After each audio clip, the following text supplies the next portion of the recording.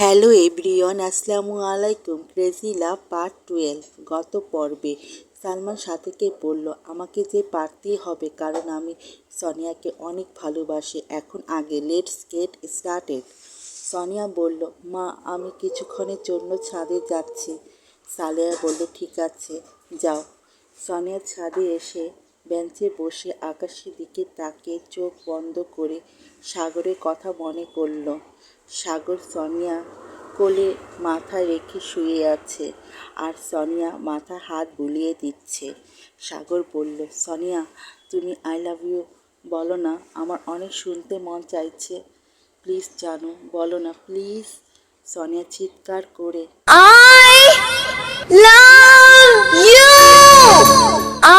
বলল। সাগর অনেক খুশি হয়ে বলল, I love you too Sonia, I love you too. আমি তোমাকে অনেক ভালোবাসি। সোনিয়া মিষ্টি হাসি দিয়ে চোখ খুলল, বলল, আই লাভ ইউ। আমিও তোমাকে অনেক ভালোবাসি, আর পারছি না। তোমার কথা আমার প্রতিনিয়ত মনে পড়ে। এই বলে সোনিয়া কান্না করতে লাগলো। অপরদিকে সুলতান সোনিয়াদের বাসায় দরজা নক করলো। সালিয়া দরজা খুলল। দরজা খুলে সালিয়া সুলতানকে দেখল। সুলতান বলল, আন্টি কেমন আছেন? সালিয়া বলল, ভালো আছি বাবা, ভিতরে আসো। তোমার এতদিন পরে আসতে মন চাইল? সুলতান বলল, আন্টি ব্যবসা কাজে একটু বিজি ছিলাম, তাই আসতে পারিনি। আন্টি সোনিয়া কোথায়? সালেয়া বলল, সোনিয়া ছাদে। সুলতান বলল, তাহলে আন্টি আমি ছাদে যাই। সালেয়া বলল, ঠিক আছে যাও বাবা।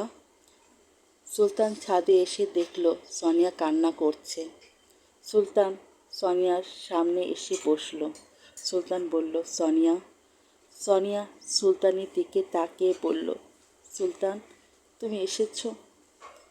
সুলতান বলল, সোনিয়া তুমি কেমন আছো? সোনিয়া বলল, আমি আর কেমন থাকতে পারি, আছি কোনো মতো বেঁচে, আর আমার সাগরের স্মৃতি নিয়ে বেঁচে আছি। আমার কথা বাদ দাও, তুমি কেমন আছো? তোমরা কেমন আছো? সুলতান বলল, আমরা ভালো আছি। আর সিমিও ভালো আছে।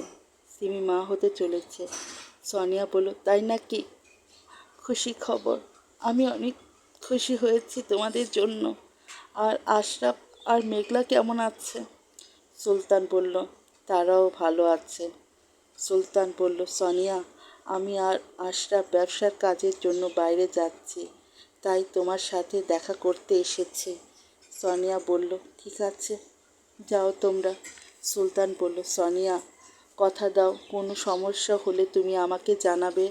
সোনিয়া বলল, আমি কথা দিলাম, আমি তোমাকে জানাবো।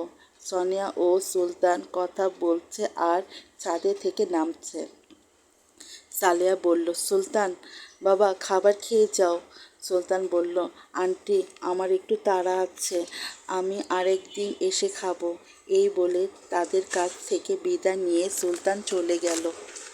সোনিয়া পড়াতে যাবে, তখনই সালমানের সাথে দেখা সোনিয়ার।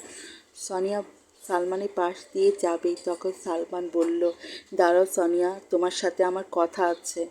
সালমান বলল, কি দোষ করেছি আমি, তুমি আমার সাথে কথা বলার বন্ধ করে দিয়েছ?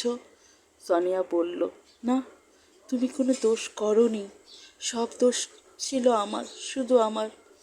সালমান বলল, আমি তোমাকে ভালোবাসি সোনিয়া, আমি তোমাকে অনেক ভালোবাসি। সোনিয়া বলল, সালমান তোমাকে আমি আগেও বলেছি আর এখনও বলছি, আমি তোমাকে ভালোবাসি না, তারপরও তুমি বারবার কেন একই কথা বারবার বলো? সালমান বলল, আমি কি তোমার বন্ধু হতে পারি না সোনিয়া? সোনিয়া বলল, হ্যাঁ তুমি আমার বন্ধু হতে পারো, কিন্তু অন্য কিছু আশা আমার কাছে করো না। তখনই সোনিয়া ফোন বেজে উঠল। সোনিয়া ফোন রিসিভ করে বলল, হ্যালো সুমি আপু। ফোনে কথা শুনে সোনিয়া কি বলে চিৎকার দিল। সালমান বলল, কি হয়েছে সোনিয়া? সোনিয়া বলল, সালমান আমার মা অ্যাক্সিডেন্ট করেছে, আমার তাড়াতাড়ি যেতে হবে।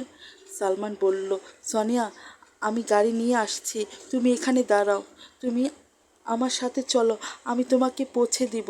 এই বলে সালমান দৌড়ে গেল গাড়ি আনতে। আমার গল্প আমি এখানে শেষ করছি। যদি আপনাদের কাছে আমার গল্প ভালো লাগে তাহলে লাইক, কমেন্ট, শেয়ার ও সাবস্ক্রাইব করবেন। অবশ্যই অল বেল বাটনে ক্লিক করবেন যাতে আমার ভিডিও সবার আগে আপনাদের কাছে পৌঁছে যায়। আর যদি আমার গল্প ভালো লাগে তাহলে কমেন্টের মাধ্যমে আমাকে জানাবেন। আসসালামু আলাইকুম, বাই বাই, টাটা।